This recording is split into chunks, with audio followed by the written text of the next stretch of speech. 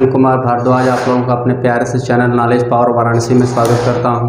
आज मैं स्टार्ट करने वाला हूं। देखिए, मैं लाइव वीडियो शूट करने वाला था, चूँकि सही ढंग से वीडियो आ नहीं पा रहा, इसलिए मैं लाइव शूट नहीं कर रहा हूं। मैं ऑफलाइन वीडियो अपलोड कर देता हूं।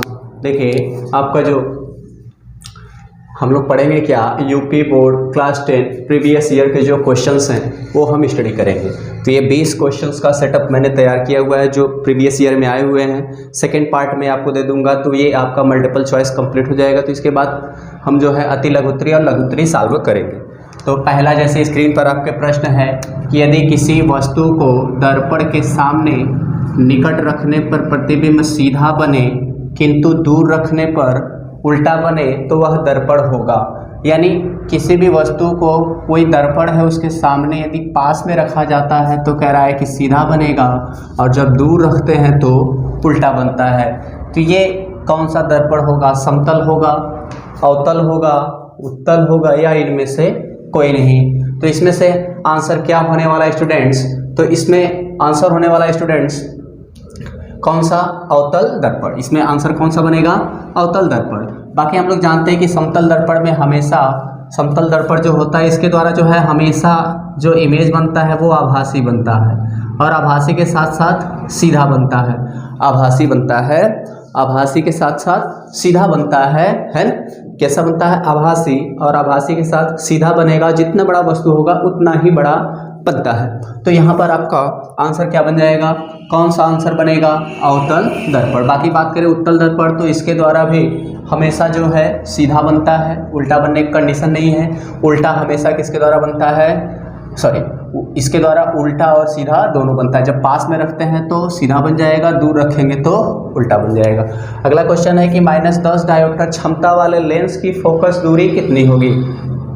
-10 डायोप्टर क्षमता वाले लेंस की फोकस दूरी कितनी होगी? तो हम लोग जानते हैं लेंस की जो क्षमता होती है P = हम लोग पढ़ते हैं 100/f। आप यहाँ पर वैल्यू पुट कर सकते हैं। आपको क्षमता दिया हुआ है, f पूछ रहा है, तो आप f यहाँ कर लेंगे और p यहाँ रख लेंगे। तो 100 यहाँ पर आपका p हो जाएगा। p की वैल्यू आपको गिवन है -10, आप इसको रख देंगे तो ये आ जाएगा -10 सेंटीमीटर। तो आपका आंसर क्या बन जाएगा दोस्तों? आपका आंसर बन जाएगा -10 सेंटीमीटर, ऑप्शन नंबर 3। ओके, अगले क्वेश्चन पर चलते हैं। तो अगला क्वेश्चन आपको गिवन है कि किसी चालक तार में विद्युत धारा का प्रवाह होता है। किसी चालक तार में विद्युत धारा का प्रवाह होता है मुक्त इलेक्ट्रॉनों द्वारा, प्रोटॉनों द्वारा, आयनों द्वारा, न्यूट्रॉनों द्वारा। किसके द्वारा होता है? तो हम लोग जानते हैं कि किसी भी चालक तार में जो विद्युत धारा का प्रवाह होता है वो मुक्त इलेक्ट्रॉनों के द्वारा होता है। ठीक है, किसके द्वारा? मुक्त इलेक्ट्रॉनों के द्वारा होता है। एक विद्युत हीटर का सामर्थ्य यानी पावर कह रहा है कि 0.5 किलोवाट है।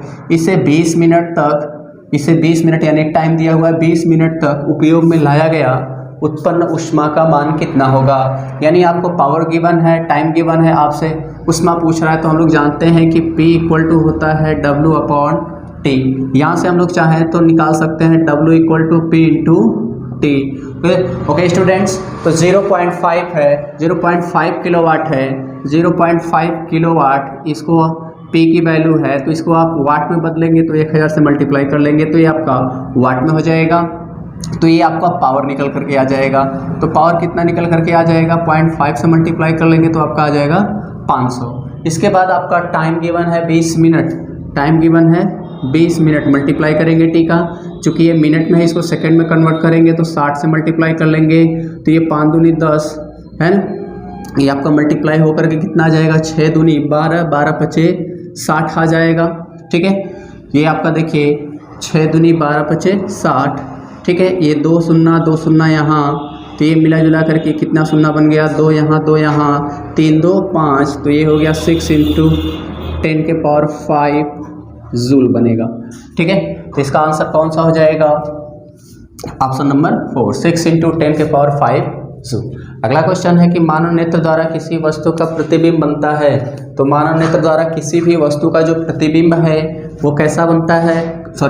कहाँ बनता है पूछ रहा है कि मानव नेत्र द्वारा किसी वस्तु का प्रतिबिंब कहाँ बनता है। तो मानव नेत्र द्वारा किसी वस्तु का जो प्रतिबिंब है वो कहाँ बनता है स्टूडेंट्स? रेटिना पर बनता है। और रेटिना पर बनता है तो कैसा बनता है? वास्तविक बनता है और उल्टा बनता है, लेकिन हमको दिखता सीधा है। रीजन क्या है कि हमको सीधा दिखता है? तो रीजन यही है, क्यों? मस्तिष्क, इसके पीछे मस्तिष्क का काम होता है। तो मस्तिष्क का काम होता है इस उल्टे बने हुए इमेज को क्या कर देना? सीधा कर देना। ठीक है। बाकी कार्निया की बात करें तो नेत्रदान जब हम लोग करते हैं तो कार्निया को ही दान करते हैं। बाकी जो आँख का रंग है वो आइरिस पर ही डिपेंड करता है। जो आपकी आँख में काला वाला छोटा सा पोर्शन होता है, पुतली होता है, आइरिस के बीच में होता है। ठीक है ये। और आँख में प्रकाश कहाँ से, किस भाग से प्रवेश करता है? तो कार्निया से ही होकर प्रवेश करता है। बात करें स्टूडेंट्स अगले प्रश्न की, तो देखिए है विद्युत धारा उत्पन्न करने की युक्ति है। विद्युत धारा उत्पन्न करने की युक्ति जनरेटर से उत्पन्न करते हैं, गैल्वेनोमीटर से या मीटर से या मोटर से। तो हम लोग जानते हैं विद्युत धारा उत्पन्न करते हैं जनित्र से। ठीक है। गैल्वेनोमीटर और अमीटर ये आपका क्या करता है? धारा को मापने का काम करता है। बात करें अगला 7वां, एक अश्व शक्ति का मान वाट में होगा। तो आप जानते हैं अश्व शक्ति को 60 में हम लोग HP लिखते हैं। इसका फुल फॉर्म होता है हार्स पावर। तो एक हार्स पावर में होता है 746 वाट। एक हार्स पावर में 746 वाट होता है। ठीक है। अगले प्रश्न पर चलें तो क्वेश्चन नंबर 8 है, निम्नलिखित में से कौन लेंस बनाने के लिए प्रयुक्त किया जा सकता है? तो निम्नलिखित में से कौन लेंस बनाने के लिए प्रयुक्त किया जा सकता है? जल, कांच, प्लास्टिक, इनमें सभी। तो इसमें से लेंस बनाने के लिए हम लोग जल का भी यूज कर सकते हैं, कांच भी, प्लास्टिक भी। तो कौन सा ऑप्शन सही हो जाएगा स्टूडेंट्स? ये आपका सही हो जाएगा। ठीक है। देखिए ये सब क्वेश्चंस ऐसे क्वेश्चंस के सीरीज हैं जो आपके एग्ज़ाम में संभावनाएं मैक्सिमम है आने की। अगर आप इन सारे क्वेश्चंस को तैयार करते हैं, पूरे लेक्चर्स को अटेंड करते हैं, तो आपके पूरे चैप्टर्स भी तैयार हो जाएंगे और साथ में आप एग्ज़ाम में बैठेंगे तो आपको ऐसा फील होगा कि नहीं मैंने कुछ पढ़ा हुआ है।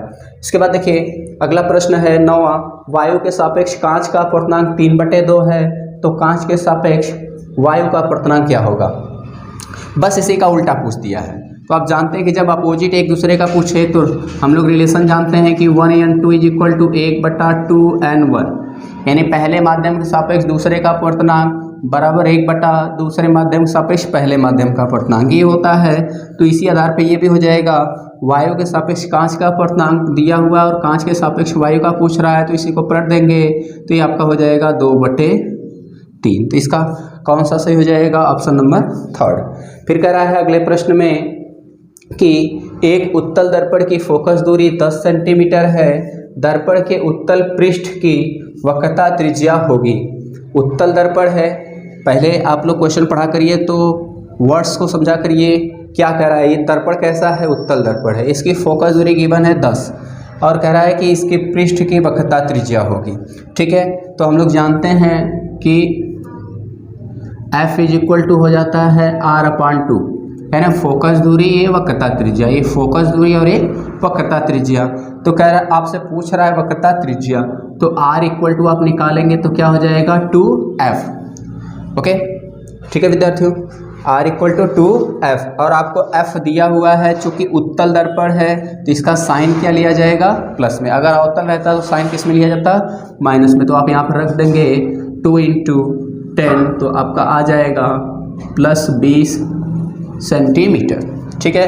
तो इसका आंसर क्या बन जाएगा स्टूडेंट्स? +20 सेंटीमीटर। तो ऑप्शन नंबर 4। इसके बाद है एक इलेक्ट्रॉन वोल्ट तुल्य है। एक इलेक्ट्रॉन वोल्ट कितना होता है? तो हम लोग जानते हैं कि इलेक्ट्रॉन वोल्ट को EV से शो करते हैं, यानी एक इलेक्ट्रॉन वोल्ट यानी एक इलेक्ट्रॉन को 1 वोल्ट विभवांतर द्वारा जब हम त्वरित करते हैं, एनर्जी देते हैं तो उसकी एनर्जी कितनी आती है? तो हम जानते हैं कि E की जो वैल्यू होती है 1.6 × 10⁻⁹ कूलाम होता है। और वोल्टेज भी 1 हो जाएगा तो मल्टीप्लाई होकर के आ जाता है 1.6 × 10⁻⁹ जूल। तो आपका आंसर क्या बन जाएगा? 1.6 × 10⁻⁹ जूल। ये पहला वाला बनेगा। ठीक है। तो आई होप आप लोगों को 11 क्वेश्चन समझ में आ गए होंगे। बाकी के इधर क्वेश्चंस देख लेते हैं। ठीक है।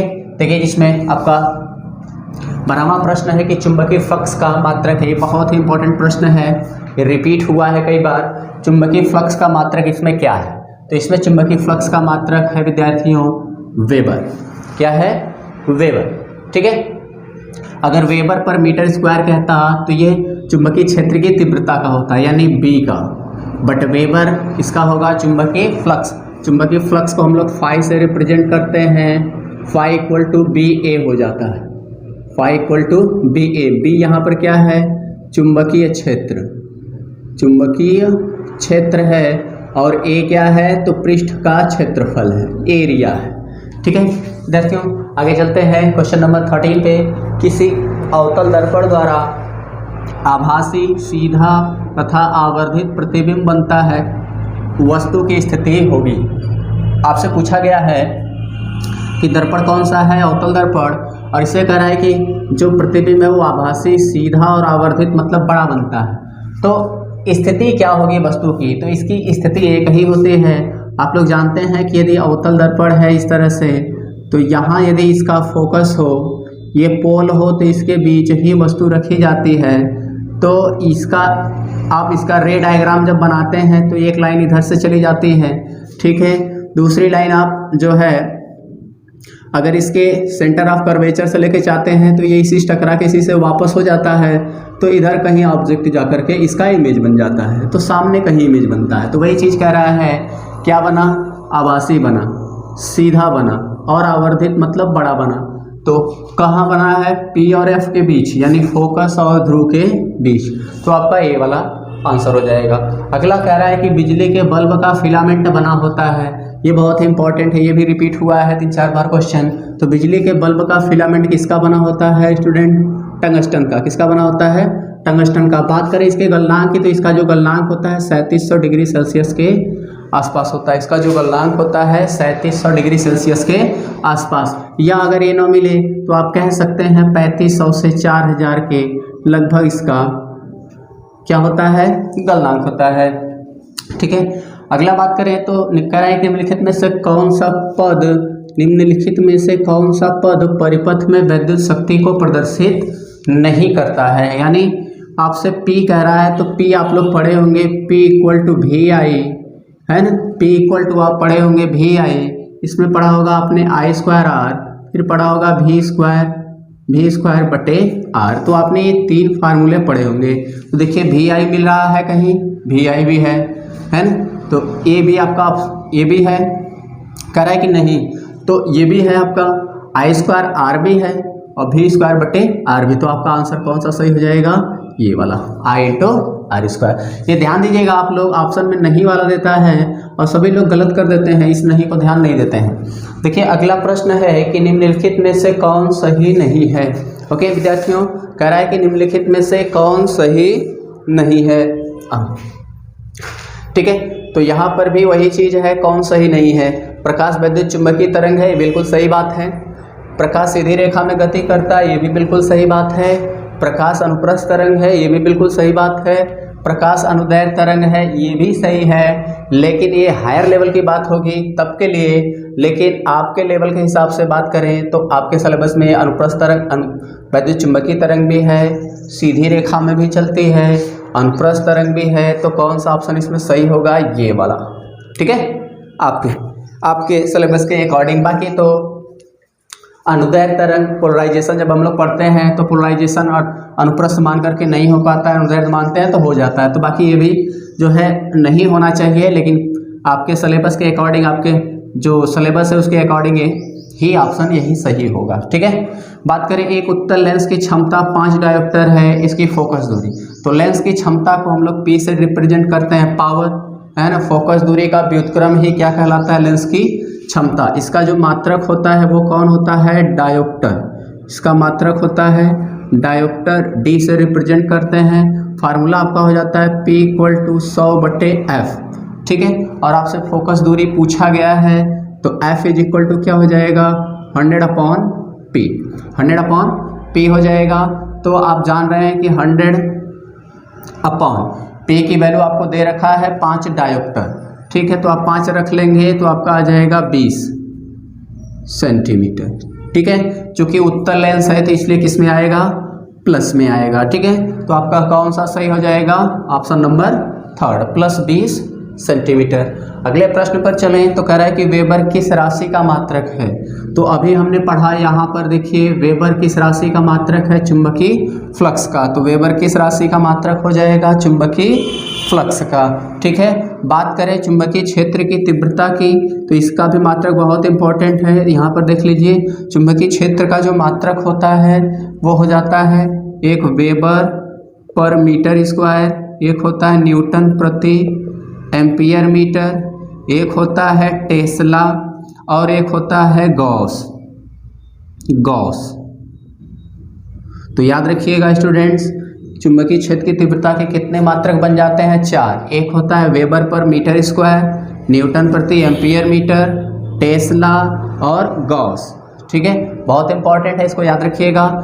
इसके बाद अगले प्रश्न पर चलते हैं। कह रहा है कि समतल दर्पण द्वारा निर्मित प्रतिबिंब का आवर्धन होता है। तो हम लोग जानते हैं कि समतल दर्पण द्वारा जो इमेज बनता है, जितनी बड़ी वस्तु उतना बड़ा बनता है। मतलब यम इसका हम लोग निकालते हैं तो यम का फार्मूला जानते हैं I/O। जितना बड़ा इमेज उतना बड़ा ऑब्जेक्ट, तो कट जाएगा तो आ जाएगा कितना, 1। तो कितना आएगा, 1 आ जाएगा। ओके, आपका लास्ट प्रश्न है, पूर्ण आंतरिक परावर्तन के लिए आवश्यक शर्त क्या है। तो हम लोग जानते हैं कि पूर्ण आंतरिक परावर्तन क्या होता है, जब प्रकाश एक माध्यम से दूसरे माध्यम में पार कर जाती है तो अपवर्तन होता है, पार न करके रिटर्न उसी माध्यम में लौट जाए तो ये घटना कहलाती है पूर्ण आंतरिक परावर्तन। तो ऐसा कब कब होता है, तो ऐसा प्रकाश के पूर्ण आंतरिक परावर्तन के लिए 2 शर्त होती है। कितनी शर्त होती है स्टूडेंट्स, 2 शर्त होती है। पहला शर्त होता है कि प्रकाश किरण सघन माध्यम से विरल माध्यम में जाना चाहिए, और दूसरा शर्त होता है कि जो आपतन कोण का मान है वो क्रांतिक कोण से ज़्यादा होना चाहिए। यानी 2 शर्तें क्या हैं, पहली शर्त मैंने बताया कि प्रकाश किरण सघन से किस में जाना चाहिए, विरल में। दूसरा, आपतन कोण का मान क्रिटिकल एंगल से ज़्यादा होना चाहिए। तो देखिए, प्रकाश किरण विरल से सघन में जाना चाहिए, बिल्कुल गलत बात। दूसरा, प्रकाश किरण सघन माध्यम से विरल माध्यम में जाए, तो देखिए सघन से विरल में, तो ये सही है। आपतन कोण का मान क्रांतिक कोण से कम हो, ये गलत है। आपतन कोण का मान क्रांतिक कोण के बराबर हो, ये गलत है, ज़्यादा होना चाहिए। ठीक है, तो स्टूडेंट्स आप लोग बताइएगा कमेंट्स में आपको ये क्वेश्चंस के सीरीज कैसे लगे। यदि आपको अच्छा लगा हो तो आप लोग चैनल से जुड़े रहिएगा, ज्वाइन कर लीजिएगा और अपने दोस्तों को शेयर करिएगा। अगले पार्ट्स में फिर मिलेंगे। ठीक है, ऐसे ही क्वेश्चंस के साथ ऐसे ही आपको 20-25 क्वेश्चंस और कराए जाएंगे। उसके बाद हम अति लघु उत्तरी, लघु उत्तरी और दीर्घ उत्तरी पर बात करेंगे। ठीक है।